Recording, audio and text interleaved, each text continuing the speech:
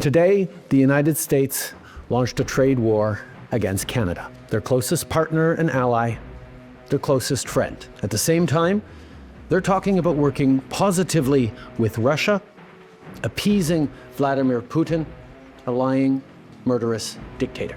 Make that make sense. They can't come in and steal our money and steal our jobs and take our factories and take our businesses and expect not to be punished. And they're being punished by tariffs. It's a very powerful weapon that politicians haven't used because they were either dishonest, stupid, or paid off in some other form. We will relentlessly fight to protect our economy. We will stand up for Canadians every single second of every single day because this country is worth fighting for. Will Trump freeze the hot Toronto market? In times of economic change and political uncertainty, one burning question rises. Will the U.S. tariffs freeze Toronto's hot real estate market?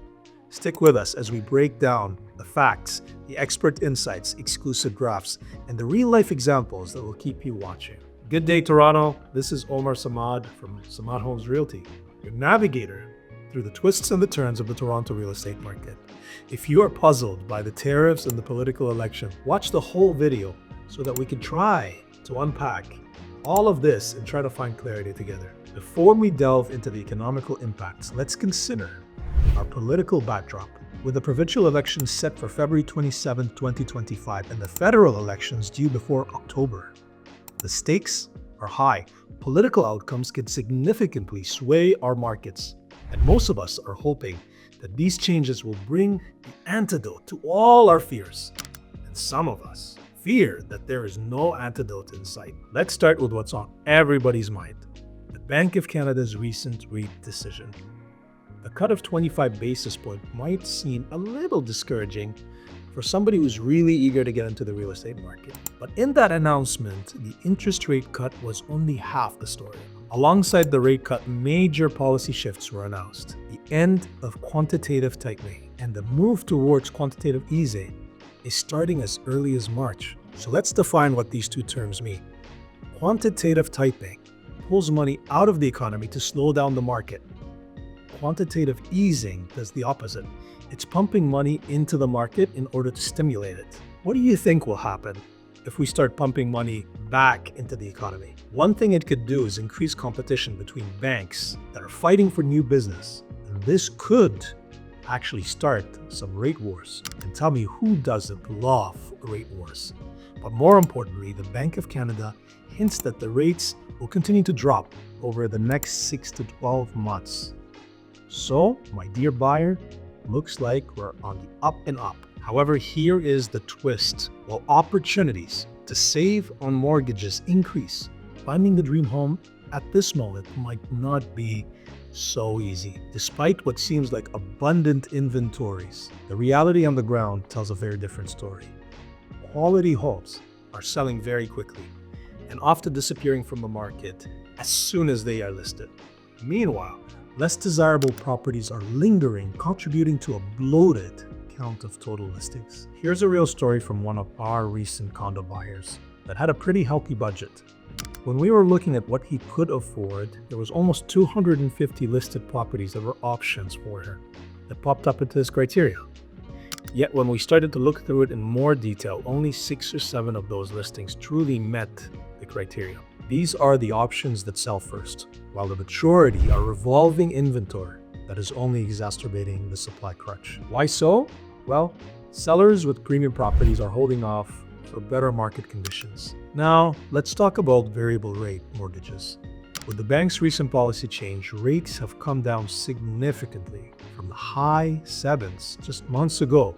This dramatic drop is relieving pressure from homeowners and investors, and maybe even encouraging some of them to reconsider selling altogether and instead taking their properties off the market. If this continues, a good amount of the excess inventory is expected to be trimmed down, contributing to a more balanced market. Although fixed rates offer certainty, which many of us crave today, the current conditions make variable rates an attractive option.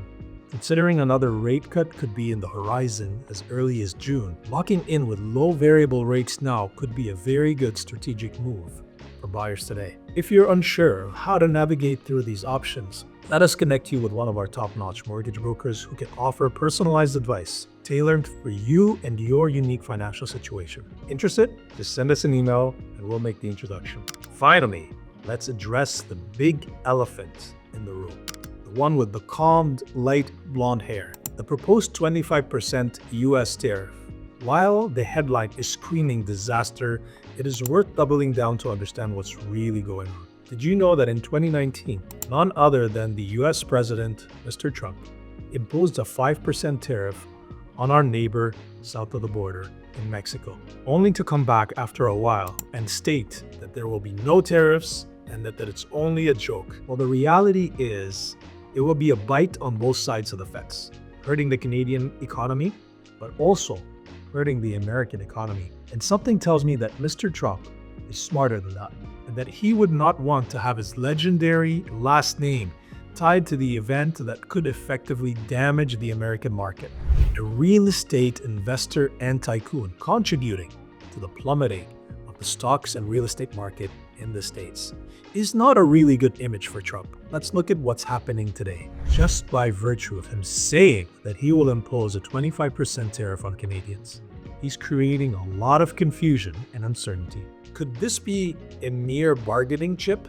Is it possible that Trump is only focused on barking without really biting? Everything is possible. But what if he's actually willing to bite? I've attended a seminar not too long ago with Benjamin Tao, an astute, renowned economist from CIBC, talking about the effects of the tariffs and how they could be very recessionary for both Canada and the US. They will only do it temporarily to reach their goals from that negotiation. But then, after they've done that, they will have to revert back in order to make the market normalize again.